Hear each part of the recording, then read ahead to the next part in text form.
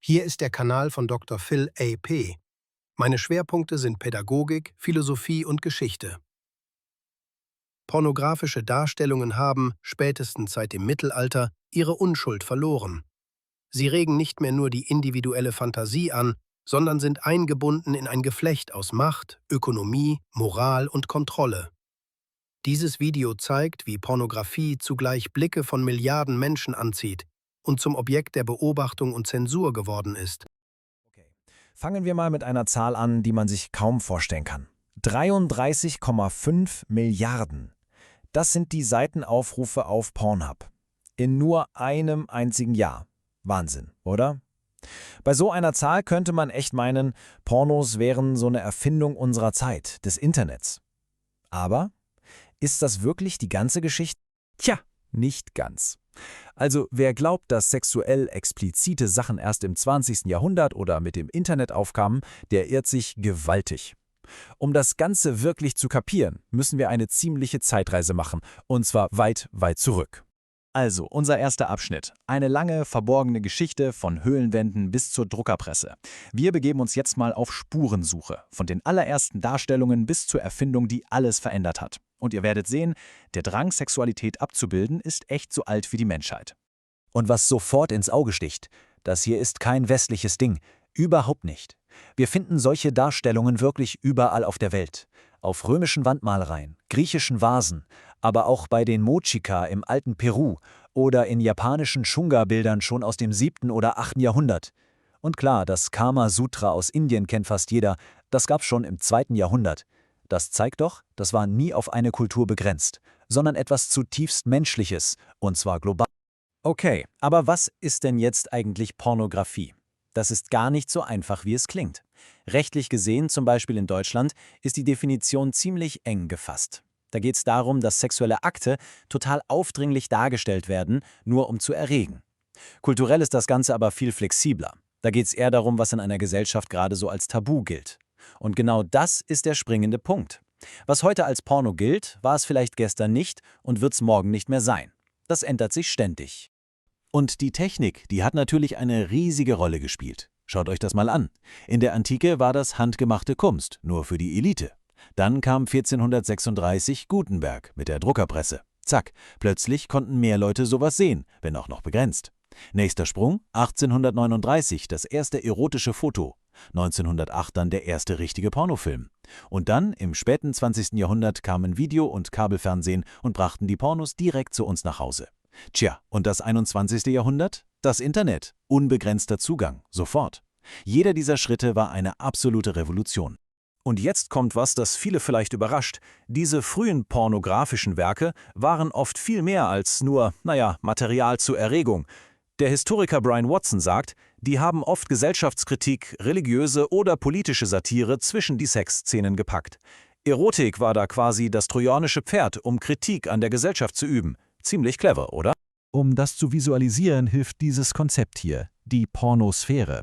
Stellt euch das wie eine Blase vor, in der diese sexuellen Inhalte kursieren. Und diese Blase umgibt den Raum, in dem wir über Politik und Gesellschaft reden.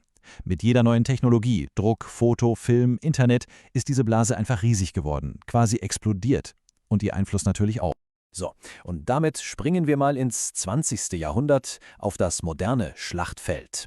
Denn als Pornos für die Masse zugänglich wurden, ging der Kampf erst richtig los. Ängste, Aktivismus, die ganze Palette.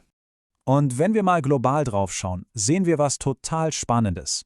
In autoritären Staaten sind Pornos oft subversiv. Ein Werkzeug gegen die Kontrolle, gegen religiöse Dogmen. Der Konsum ist da ein Akt der Rebellion. Und bei uns in den liberalen Demokratien? Genau das Gegenteil. Hier ist es die Quelle von Sorgen. Jugendschutz, Suchtgefahr, Sexualisierung. Verrückt, oder? Das gleiche Medium, aber zwei komplett entgegengesetzte politische Rollen. Und das führt uns direkt zu einem der größten Konflikte überhaupt. Einem echten Riss, der durch den Feminismus geht. Die sogenannten Sex Wars. Die große Frage, ist Pornografie Unterdrückung oder ist sie Befreiung? Da haben wir auf der einen Seite die Position, die sagt, Pornos müssen weg. Abolitionistischer Feminismus. VertreterInnen wie Andrea Dworkin oder Catherine MacKinnon haben das ganz klar gesagt. Für sie ist Pornografie keine Abbildung von Sex, sondern sie ist Gewalt. Sie sei, so die Argumentation, das perfekte Propagandastück des Patriarchats, das den Hass von Männern auf Frauen zeigt. Und dann gibt's die komplette Gegenposition, den sexpositiven Feminismus. Eine der bekanntesten Stimmen da ist Annie Sprinkle, und sie hat es auf den Punkt gebracht. Die Antwort auf schlechte Pornos ist nicht, Pornos zu verbieten, sondern bessere Pornos zu machen. Die sehen hier also ein Potenzial zur Selbstermächtigung. Also fassen wir das mal zusammen, weil das so wichtig ist. Die eine Seite sagt, das Problem ist, Porno ist Gewalt und schadet Frauen. Die Lösung? Verbieten. Die andere Seite sagt, Moment mal, das Problem ist, dass Mainstream-Pornos sexistisch sind, weil die falschen Leute die Deutungshoheit haben. Die Lösung? Lasst uns selbst ethische, vielfältige, feministische Pornos machen. Zensur ist der falsche Weg. Das sind zwei Welten, die da aufeinander prellen. Okay, das bringt uns natürlich zur Frage, wie sieht das eigentlich mit den Geschlechtern aus? Wer schaut warum? Werfen wir mal einen Blick durch die Genderbrille. Die Forschung zeigt da ziemlich klare Tendenzen. Männer neigen eher dazu, die Darstellerinnen zu objektivieren, also als Objekte zu betrachten. Frauen hingegen identifizieren sich oft stärker mit den Darstellerinnen und legen auch mehr Wert auf die Story, den Kontext. Das Kuriose ist, beide schauen oft auf die Frauen in den Filmen, aber eben aus total unterschiedlichen Perspektiven. Aber, und das ist die große Veränderung heute, diese alten Muster lösen sich auf.